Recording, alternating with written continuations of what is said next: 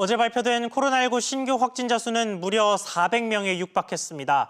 지난 3월 7일 이후 한 번도 기록해 본 적 없는 400명대를 다시 보게 될 가능성이 커지면서 이 확산이 경제에 미칠 영향에 대한 우려도 커졌습니다. 우리 경제를 이끌어가는 건 역시나 수출이겠죠. 현재 우리 수출 상황 어떤지 자세히 뜯어보고 앞으로 전망과 함께 우리 경제를 살릴 해결책까지 전문가와 함께 짚어보겠습니다. 김태기 단국대학교 경제학과 교수 나왔습니다. 교수님 안녕하십니까? 네, 안녕하세요. 네, 일단 가장 최신 지표인 8월 1일부터 20일까지의 수출 상황을 좀 보겠습니다. 이게 나흘 전까지가 집계된 지표인데 지난해 같은 기간이랑 비교했을 때 7% 줄었다고 해요. 이게 네. 10일까지만 봤을 때는 두 자릿수 감소세였다가 만회를 좀 한 건데 네. 일단 수치만 놓고 봐서는 수출 상황이 좀 개선이 됐다라고 볼 수 있을 텐데 네. 뭐 평가 어떻게 하고 계십니까? 뭐 수출 감소 폭이 줄어든 거죠. 예. 수출은 계속 감소되고 있는 거고요. 근데 앞으로가 이제 문제인데 사실은 지금 이 코로나 재유행이 말이죠. 지금 미국도 마찬가지예요. 네. 그래서 사실은 이제 경기가 회복될 그런 기미를 보였거든요. 미국 같은 경우는. 근데 거기도 꺾일 수밖에 없다 이렇게 보이고 따라서 우리나라 수출이 그래도 상반기는 그래도 좀 다행히 말이죠. 우리나라 수출은 이게 반도체 아닙니까? 예. 그러니까 상반기에는 반도체가 잘 팔렸어요. 근데 하반기에는 지금 그것마저도 지금 어둡다고 이렇게 봐야 되거든요. 네. 그럼 아까 말씀드린 미국이 굉장히 어려운 상황이고 그다음 반도체가 그렇게 밝지가 않고 그러면 이제 중국을 기대해 볼 수 있는데 중국도 그렇게 신통치 않아요. 네. 그래서 아마 하반기에 이 지금 수출은 뭐 상반기보다는 덜하지만 여전히 하락세가 될 거다. 그리고 아까 우리가 조금 전에 봤듯이 수출 수입 봤더니 수출 주는 것보다 수입이 더 많이 줄었어요. 그렇죠. 수입이 준다는 이야기는 수출하는 데 필요한 거를 덜 가져온다는 거거든요. 그러니까 수출에 필요한 부품들을 수입을 덜 한다는 이야기는 수출을 앞으로 어둡게 보고 있다, 기업들이. 이렇게 보시면 되겠습니다. 그렇군요. 자, 그런데 정부의 예전 경기와 경제 전망을 좀 보면요. 네. 수출이 반등을 하면 3분기 경제 성장률도 역시 플러스로 전환할 수 있다. 이런 네. 식의 전망을 정부가 한 적이 있었거든요. 네. 그러면 정부가 물론 이게 수출이 반등한다라는 전제를 깔고 이야기한 것이긴 합니다만 지금 교수님 말씀대로라면 수출이 반등할 가능성이 좀 적어졌으니 네. 경제 성장률의 플러스 전환도 역시나 어려워졌다. 이렇게 봐야 할까요? 그렇습니다. 그러니까 사실은 경제 성장률은 뭐 좀 더 하향 조정을 지금 하고 있는 거예요. 예. 물론 뭐 코로나가 이제 다시 재유행 기미 이런 게 없을 때만 하더라도 조금은 좀 낙관적인 게 좀 기운이 있었는데 예. 지금 싹 사라져 버렸고요. 뭐 어떻게 보면 지금 정경련에서는 내년도 경제 성장률을 마이너스 한 2.3% 정도 이렇게 보던데, 아주 금년도 경제 성장 네, 전망을 올해요. 네. 보던데 제가 볼 때는 지금 코로나 지금 이 확산이 말이죠. 거의 400명대로 육박을 하고 어쩌면 이게 제가 볼 때 꽤 오래 갈 것 같아요. 예. 요번에 지금 400명대가 된 거는 사실은 8월 15일 연휴의 문제가 아니라 그 전부터 아닙니까? 예. 그렇잖아요. 그럼 이제 이게 예를 들어 가지고 이제 뭐 8월 한 말쯤 돼 가지고 하죠. 그다음 또 뭐 추석 있죠. 뭐 등등 이렇게 봤을 때 야, 이게 심각하구나. 그래서 저는 경제 성장률이 뭐 마이너스 한 2% 정도면 선방했다. 이렇게 봅니다. 그렇군요. 자, 수출 지표를 조금 자세히 네. 지금부터 뜯어보겠습니다. 네. 앞서 반도체 이야기를 잠깐 하셨는데 네. 자동차 이야기를 안 할 수가 없어요. 그렇죠. 자동차 같은 경우에는 사실 2월, 3월 이 코로나19가 우리나라를 네. 덮친 초창기만 해도 뭐 반토막이 났다, 3분의 1 토막이 네. 났다 이런 식의 네. 이야기가 나올 정도로 정말 상황이 안 좋았는데 네. 다른 품목들보다 비교적 빠르게 회복을 하는 선방을 하고 있는 것 같습니다. 그 네. 원동력이 어디에 있다고 보십니까? 저는 뭐 그래도 우리가 수소차 같은데 또 전기차 같은데 처음에 막 수소차 막 그랬잖아요. 예. 요즘에 또 전기차 그러는데 근데 문제는 그런 이 친환경차가요. 특히 유럽이나 미국 이쪽에서는 굉장히 좋아합니다. 그래서 바로 이제 그 덕분에 사실은 엄청 떨어졌다가 빠르게 지금 올라가는 네. 뭐 그 요인이 아닌가. 그러니까 수출 양 자체는 늘어나고 있지만 그 내부의 구조는 조금 재편이 되고 있다 그렇습니다. 이런 식으로 봐야 되는 거죠. 당연히 이제 친환경차는 좀 고가차예요. 네. 그죠? 그리고 또 그 차들이 뭐 어떻게 본다라면 경쟁이 덜 치열하다 이거죠. 예. 그러니까 쉽게 말해가지고 일본 차, 뭐 도요다나 이런 데에 비해 가지고 뭐 한번 해볼 만한 뭐 이런 지금 상황이라서 아마 자동차 경우에서 가지고는 뭐 이렇게 좀 치고 올라가는 게 그래도 지금 좀 뭔가 펀더멘탈이라 그러죠. 네. 실력 가지고 올라가지 않을까 생각이 들고 또 내수도 사실은 좀 좋았어요. 네. 왜냐하면 신차가 막 나오니까 우리 국내 소비자들도 마찬가지거든요. 새로 어떻게 보면 연비가 좋은 차든지 뭐 이런 거를 노렸는데 그게 잘 맞아떨어지는 것 네, 같습니다. 거기다 세금도 깎아줬었죠. 바로 겁니다. 네. 근데 그게 무시 못하는 거거든요. 네, 네.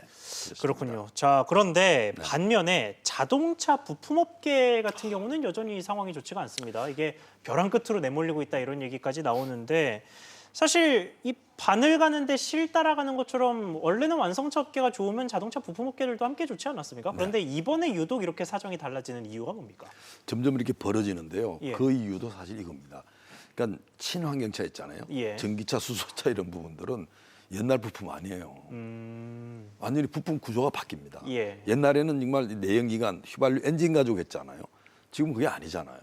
그러다 보니까 기존의 부품 회사들 경우가 굉장히 어려운 거고 네. 특히 지금 이제 그래도 그나마 현대차 이 계통의 부품 회사는 좀 나은 편입니다. 네. 근데 다른데 이런 쪽 경우는 뭐 사실은 지금 전기차도 아니고 수소도 아니다 보니까 그 부품 회사들 경우는 정말 막막한 거예요. 그럼 부품 회사들이 빨리 체질 개선을 해야 되는 것 아닙니까? 사실 그게 굉장히 말은 쉬운데요. 예. 엄청난 기술이 필요하고 자본이 필요하지 않습니까? 근데 특히 뭐 어떻게 보면 이제 원청 회사라 그래야 되죠. 뭐 현대차든지 이런 쪽이랑 연결이 안 돼 있는 경우에서 가지고는 정말 뭐 미래가 안 보인다. 네. 그래서 사실은 지금 굉장히 최악의 상황으로 가고 있고 또 아마 이 문제는 제가 볼 때는 우리나라 자동차 산업을 진짜로 위협하는 아주 중요한 요인이기 때문에 이거 방치하면 안 된다 생각합니다. 그렇군요. 자, 그리고 앞서 반도체 네. 이야기 조금 하셨는데 하반기에 네. 좀 안 좋을 예, 것이다라고 이야기를 하셨는데 반도체 관련해서 변수가 하나 있습니다. 네. 바로 미중 무역 그렇죠. 갈등인데요. 네. 지금 트럼프 행정부가 계속해서 뭐 최근에는 뭐 틱톡 같은 앱으로 좀 옮겨가는 모양새이긴 합니다만 이전까지 계속해서 공격하던 업체가 중국의 화웨이였죠. 그렇죠. 네. 그것 때문에 뭐 다양한 분석이 나왔습니다. 우리 업체들 삼성이나 SK 하이닉스와 관련해서 화웨이의 빈자리를 우리가 대신할 수 있을 거기 때문에 반사 이익을 누릴 수가 있다는 긍정적인 전망도 있었고 반면에 화웨이 역시 삼성의 굉장히 큰 고객 중에 하나였기 때문에 타격이 있을 수 있다 이런 식의 전망도 다양하게 나왔는데 뭐 전반적으로 지금 현 상황에서 봤을 때 화웨이의 이 이탈과 규제와 관련해서 우리 업체에 미치는 영향은 어떻다고 보십니까? 화웨이 관련돼 가지고 미국 상무부죠. 아주 최근의 이야기는 예. 미국이 가지고 있는 반도체 소프트웨어, 반도체 기술을 가지고 생산하는 모든 업체에 대해서 규제를 하겠다는 겁니다. 네. 그 이야기는 뭐냐면 화웨이는 두말할 것도 없고요. 그게 삼성이나 SK 하이닉스도 사실 미국 반도체 기술이거든요.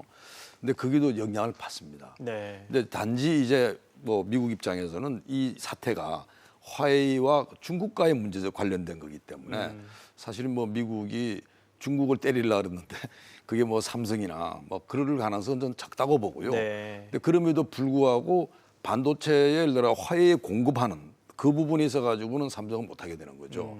그래서 제가 볼 때는 뭐 단기적으로 삼성이 좋을 건 없다고 보고 네. 근데 길게 보게 되면 지금 비메모리 부분 이런 쪽으로 해가지고 막 약진을 하고 그다음에 예를 들어가지고 주로 이 큰 대형 서버부터 이런 만드는 부분은 삼성이 제가 볼 때는 많이 치고 올라가지 않을까. 그래서 당장은 조금 그 삼성이나 우리나라 반도체 좀 불리한 면이 많지만 네. 뭐 길게 보게 되면 뭐 오히려 그게 또 어떻게 보면 전화 위복이 되지 않을까 이런 생각을 합니다. 앞서 자동차 업계들도 내연기관 대신에 전기차 네. 같은 친환경차 판매를 높여서 네. 전화위복에 나서는 상황인데 그렇습니다. 반도체 업계도 좀 비슷한 상황이 제가 볼 때는 뭐 원하지 않았는데 그렇게 되는 예. 것 같아요. 미국이 화웨이에 대한 부분 제재하는 부분을요. 예. 사망선고로 표현하더라고요. 화웨이가 할 수 있는 게 없어요. 이렇게 돼버리게 예. 되면. 그럼 결국은 이제 이 삼성 입장에서는 화웨이 막 맹추격을 받고 있지 않았습니까? 그게 좀 될 거고.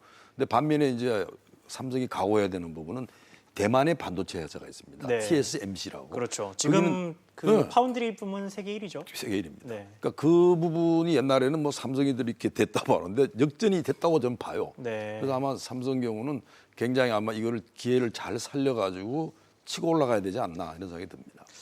알겠습니다. 자, 그러면 이번에는 해결책 관련해서 본격적으로 이야기를 해보겠습니다. 사실 수출 같은 경우는 국내 상황도 물론 중요하긴 하겠습니다만 우리가 물건을 팔게 될 국가들, 그러니까 그렇죠. 해외 상황이 중요하기 때문에 그렇습니다. 예. 우리나라 입장에서 사실 뭐 대응할 수 있는 게 많지가 않잖아요. 네. 그런데 내수와 관련된 부분은 좀 다릅니다. 내수는 네. 어떻게든 대응을 해보려고 노력 정도야 어떻게든 네. 해볼 수가 있고 네. 뭐 방역을 포함해서 경제적으로도 노력을 할 수가 있고요. 네. 실제로 그 일환으로 2차 재난지원금 논의가 본격화되고 있어요. 그렇죠. 이게 네. 지금 뭐 국회 내부에서 특히나 뭐 여당 야당 할 것 없이 논의가 좀 나오고 있는데 네.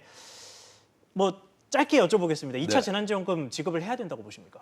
2차 재난지원금 전 전면적으로 주는 건 반대예요. 예. 그러니까 1차 재난지원금 해가지고 효과가 별로 없었습니다. 그때뿐이었어요. 그러니까 2차 재난지원금은 피해 계층 또는 그 피해 당한 그런 쪽에다 집중 지원을 하고 나머지 그 돈은 어디다 써야 되냐면 산업 활력을 북돋는데 이런 쪽으로 가야지. 네. 자칫하게 되면 지금 뭐 우리가 재정 적자, 국가 채무 이것 때문에요. 또 다른 지금 우리가 골칫덩어리를 안게 될 겁니다. 지금 그 2차 지급과 관련해서 제가 몇 가지 통계를 좀 찾아봤거든요. 네. 흥미로운 결과가 하나 있었습니다. 2분기 가계소득 동향을 집계한 통계청 네. 자료에서 나온 건데 전체 가계 소득이 이 코로나19의 고용 충격에도 불구하고 늘었습니다. 네. 그러니까 가계가 벌어들인 돈이 총량이 늘었고 네. 네. 여기에다가 더해서 저소득층과 고소득층 사이의 소득 격차도 줄었습니다. 네. 그렇다면 이거는 어쨌든 단기적으로나마 재난지원금이 효과를 봤다고 볼 수 있는 건 아닙니까? 이렇게 보셔야죠. 사실은 재난지원금이 이제 매년 매달 이렇게 나가는 것도 아니고 불가능한 거 아닙니까? 그때뿐인데요. 근데 내용을 들여다봤더니 겉으로는 소득도 올라가고 예. 격차도 줄었어.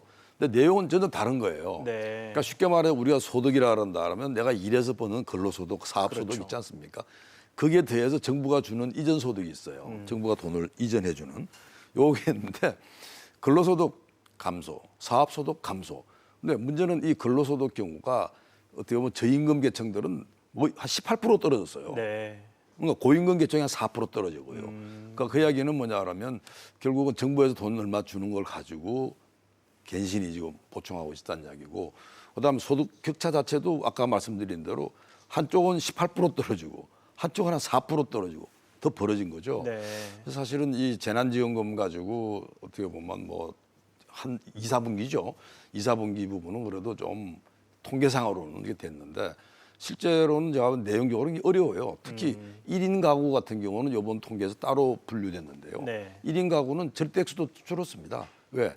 재난지원금은 1인 가족이 많이 가겠습니까? 4인 가구가 많이 가겠습니까? 4인 가구가 4인 가구가 많이 네. 가죠. 그러니까 1인 가구 같은 경우는 재난지원금 효과에서도 소외가 돼 있는 이런 쪽이고, 그다음 1인 가구가 우리나라 전체 국민의 4분의 1이 1인 가구입니다. 그렇죠. 예, 그래서 사실은 지금 뭐 결코 이렇게 그 재난지원금 때문에 효과가 있었 이런 이야기 할 때는 아니라고 생각합니다. 그렇군요. 자, 그러면 마지막으로 네. 좀 짧게 부탁드리겠습니다. 하반기 경제가 결코 좋지 않다고 전망을 네. 하셨는데 이걸 좀 반전시키기 위한 해결책이 있다면 어떤 게 있을까요? 전 결국 코로나 부분이 장기 침체간다는 이야기를 처음부터 해왔고요. 예. 그래서 그게 맞춰가지고 대응해라. 그러니까 뭐 다음 분기는 반등한다 이런 이야기는 안 하면 좋겠어요. 예. 지금 굉장히 불확실한 상황입니다. 따라서 여기에서 가지고 지금 재난지원금처럼 당장에 뭔가 이런 거 하지 마시고 기본적으로 차라리 그렇게 하려고 한다면 세제 혜택을 대폭적으로 줘가지고 네. 아까 자동차 말씀하셨죠. 예. 막 사듯이 세제 혜택을 듬뿍 준다든지 또는 막 규제 때문에 못하는 거 그냥 규제 확 풀어가지고 투자하세요. 이렇게 하는 게 제가 볼 때는 정도지. 이게 지금 똑같이 지금 지난 1차 우리가 코로나 사태랑 똑같이 2차 코로나 사태 가면 제가 볼 때는 큰 실패한다 이렇게 보고 있습니다. 네, 알겠습니다. 오늘 말씀 여기까지 듣겠습니다. 지금까지 김태기 단국대학교 경제학과 교수와 이야기 나눴습니다. 교수님 오늘 말씀 감사합니다. 네, 감사합니다.